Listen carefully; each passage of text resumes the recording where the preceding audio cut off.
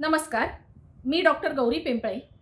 गेले काही महिने आपण बघतो आहोत सोन्याच्या दरामध्ये एकदम चढ उतार होत आहेत की वाढले तर एकदम वाढत आहेत, पण तेवढ्या मोठ्या प्रमाणावर काही कमी येत नाही आहेत. याच्या मागची कारणं काय? तर सोन्याचे दर जे आहेत ते मुख्यत्वे करून जागतिक जी आर्थिक स्थिती आहे, जागतिक राजकारणातली परिस्थिती आहे त्याच्यावरती अवलंबून आहेत. त्याचबरोबर सोन्याची मागणी, इन्फ्लेशन रेट, इंटरेस्ट रेट आणि डॉलरची स्थिती, अमेरिकेची आर्थिक स्थिती काय आहे याच्यावरती सोन्याचे दर हे फार मोठ्या प्रमाणावर अवलंबून असतात.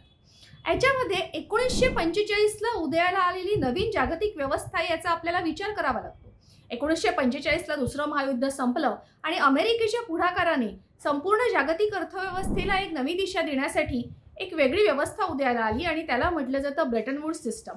Brayton woods, new Hampshire, New York या ठिकाणी हे सगळे देश एकत्र आलेले होते आणि हे 45 देश एकत्र येऊन नवीन जागतिक अर्थव्यवस्था निर्माण व्हावी म्हणून त्यासाठी प्रयत्न केले गेले. याच्यामध्ये डॉलरला जागतिक अर्थकारणासाठी खूप महत्त्वाचं स्थान निर्माण झालं, कारण डॉलर केंद्रित अर्थव्यवस्था तिथे उदयाला आली. डॉलर हे एकमेव चलन जागतिक व्यापारासाठी वापरण्यात येईल असं ठरलं आणि त्याचबरोबर डॉलरला रिझर्व्ह करन्सीचा दर्जा मिळाला. आणि रिझर्व्ह करन्सीचा दर्जा मिळाल्यानंतर डॉलर हा कोणत्या दराने अमेरिकेने छापायचे हा दर ठरला. तो $35 बरोबर 1 औंस सोनं, 1 औंस म्हणजे साधारण 28.5 ग्रॅम सोनं असं वर्ल्ड गोल्ड काउन्सिल म्हणते. तर $35 बरोबर 1 औंस सोनं म्हणजे अमेरिकेला जर $35 छापायचे असतील तर अमेरिकेकडे 1 औंस सोनं असणं गरजेचं होतं. आणि अमेरिकी चलन हे डॉलरशी निगडीत केलं आणि बाकीच्या देशांचे चलन होते ते अमेरिकी डॉलरशी निगडीत केले आणि अशा प्रकारे नवीन जागतिक व्यवस्था उदयाला आली. जोपर्यंत अमेरिकेने ही व्यवस्था तशीच ठेवली तोपर्यंत सोन्याच्या दरामध्ये कुठलेही चढउतार झाले नाही. 1945 ते 1971 पर्यंत सोन्याचे दर हे $35 पर औंस असे स्थिर होते.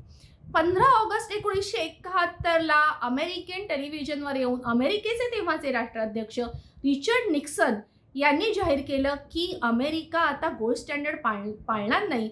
The Secretary of the Treasury to take the action necessary to defend the dollar against the speculators.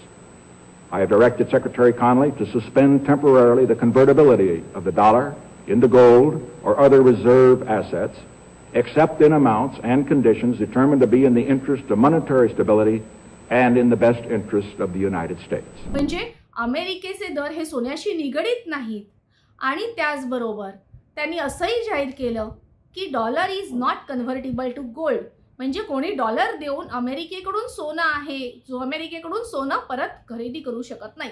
आता याचं कारण असं होतं की 1945ला जेव्हा डॉलर हा सोन्याशी निगडीत केला गेला तेव्हा अमेरिकेकडे हा जगातला सगळ्यात जास्त सोन्याचा साठा होता. का होता तर 1929च्या महामंदीतून बाहेर येण्यासाठी अमेरिकन सरकारने 1933ला अमेरिकन नागरिकांकडे असलेलं सोनं स्वतःकडे घेतलं होतं, कॉन्फिस्केटेड ऑफ गोल्ड केलेलं होतं. आणि त्याच्यानंतर अमेरिकेने दुसऱ्या महायुद्धामध्ये युरोपीय राष्ट्रांना शस्त्रास्त्र पुरवली ती सोन्याच्या बदल्यात पुरवली. म्हणजे अमेरिकेने शस्त्रास्त्र दिली आणि युरोपीय राष्ट्रांनी स्वतःचं सोनं दिलं. ही गोष्ट युरोपीय राष्ट्रांच्या लक्षात आली होती की अमेरिका हे सोन्याचा आणि डॉलरचा दर ते जे काही ठरलेलं आहे त्याच्याप्रमाणे डॉलर प्रिंट करत नाहीये. त्यामुळे 1971च्या आधी काही युरोपीय राष्ट्रांनी, खास करून फ्रान्सने, अमेरिकेकडे आपलं असलेलं सोनं परत घ्यायला सुरुवात केली. अमेरिकेला डॉलर दिले आणि सोनं परत घेतलं आणि 1971ला निक्सननी जाहीर केलं की जसा डॉलर सोन्याशी निगडीत नाही त्याचबरोबर डॉलर हा सोन्यामध्ये कन्वर्ट सुद्धा केला जाणार नाही. म्हणजे कोणी अमेरिकेला जाऊन सांगू शकत नाही की तुमचे डॉलर घ्या आणि आम्हाला आमचं सोनं परत द्या.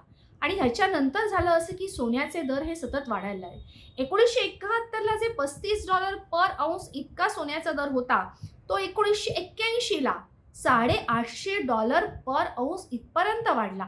कारण तेव्हाही अमेरिकेची आर्थिक स्थिती तितकीशी चांगली नव्हती. अमेरिकेमध्ये इन्फ्लेशन रेट, महागाई दर हा 14 ते 15% इतका मोठ्या प्रमाणावर वाढलेला होता. म्हणजे महागाई फार प्रचंड मोठ्या प्रमाणात वाढलेली होती. फेडरल रिझर्व्हचे अध्यक्ष झाले पॉल वॉकर. त्यांनी जाहीर केलं की टाईट मॉनिटरी पॉलिसी आणली तर इन्फ्लेशन रेट वगैरे कमी करण्यासाठी. पण त्यांनी हेही सांगितलं की सोन्याचे दर असेच वाढते राहिले तर डॉलरची जागतिक अर्थकारणातली किंमत कमी होईल. त्याच्यामुळे सोन्याचे दर वाढू दिले गेले नाहीत आणि सोन्याचे दर अमेरिकेने हस्तक्षेप करून मॅन्युप्युलेट करून कमी ठेवले आणि जे 1981ला $850 पर औंस झालं गेलेलं सोनं होतं ते हळूहळू कळत सोन्याचे दर कमी आले. 99 पर्यंत $274 पर औंस पर्यंत इतके कमी आले. आणि त्या काळात बघाल तर अमेरिकेची आर्थिक स्थिती ही चांगली झालेली होती. अमेरिका ही जगामध्ये मॅन्युफॅक्चरिंग हब म्हणून मोठ्या प्रमाणात उदयाला आलेलं होतं. अमेरिकेचे प्रोडक्ट्स सगळ्यात बेस्ट प्रोडक्ट्स म्हणून वापरले जात होते. म्हणजे अमेरिकी अर्थव्यवस्था जितकी मोठ्या प्रमाणावर स्ट्रॉंग होत गेली तसा सोन्याचा दर खाली येत गेला. पण जेव्हा 2000 साली .com बबल आलं आणि 2001 मध्ये अमेरिकेवर दहशतवादी हल्ला झाला त्याच्यानंतर सोन्याचे दर हे वाढतेच राहिले. आणि ते 2008ला अमेरिकेमध्ये सबप्राईम क्रायसिस झाल्यानंतर 2011 मध्ये सोन्याने $1000 पर औंस हा टप्पा ओलांडला आणि त्याच्यानंतर सोन्याचे दर साधारण $1000 पर औंसच्या आसपास तसेच राहिले. ते वाढले परत कधी? कोरोनानंतर. कोरोनामध्ये जेव्हा पुन्हा जागतिक अस्थिरता निर्माण झाली त्याच्यानंतर सोन्याचे दर $1900 पर औंसला गेले आणि त्याच्यानंतर सोन्याने जी उचळी घेतली ती रशिया युक्रेन युद्धानंतर झालं असं, रशियाचे असलेले गोल्ड आणि फॉरेक्स रिझर्व्हमध्ये असलेले डॉलर्स आणि जी काही रक्कम असेल ती युरोपीय राष्ट्र आणि अमेरिकेने गोठवली, त्यांनी फ्रीज केली. त्याच्यामुळे इतर राष्ट्रांच्या लक्षात आलं जर आपण मोठ्या प्रमाणावर डॉलरवर अवलंबून राहिलो आणि पुन्हा अशी काही परिस्थिती निर्माण झाली रशियासारखी तर कधी युरोपीय राष्ट्र किंवा अमेरिका आपले डॉलर गोठवू शकते.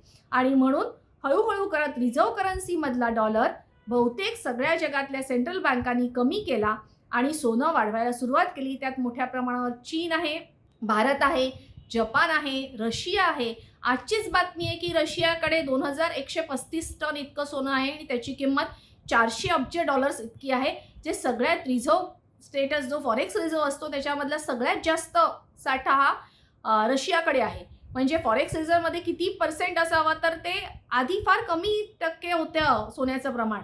सोनं फॉरेक्स रिझर्व्हमध्ये फार कमी टक्के म्हणजे किती 10% होतं आणि अमेरिकी डॉलर किती होते तर 60 ते 70% होते. आज फॉरेक्स रिझर्व्हमधलं रिझर्व्ह करन्सी म्हणून असलेलं डॉलरचं स्थान आहे ते 40% कमी आलेलं आहे आणि ते सोन्याचा वाटा हा 25% वाढलेला आहे. त्याच्यामुळे जसं जागतिक अस्थिरता वाढत जाते तसं सोन्याची मागणी वाढते. त्याचबरोबर ज्या प्रमाणात डॉलर केंद्रित जागतिक अर्थव्यवस्था उदयाला आली होती आणि डॉलरला धोका आहे आणि अमेरिकी अर्थव्यवस्थेला धोका आहे म्हटल्यानंतर सोन्याच्या किमती ह्या सतत वाढत्या राहिलेल्या आहेत. आणि त्याच्या पुढची गोष्ट अशी झाली की डोनाल्ड ट्रम्प राष्ट्राध्यक्ष झाल्यानंतर डोनाल्ड ट्रम्प काही ना काही कारण करून वेगवेगळ्या देशांना वेगवेगळ्या प्रकारच्या धमक्या देत आहेत आणि ते त्यांच्या स्वतःच्या कुठल्याही एका स्टेटमेंटवरती ठाम नाहीत.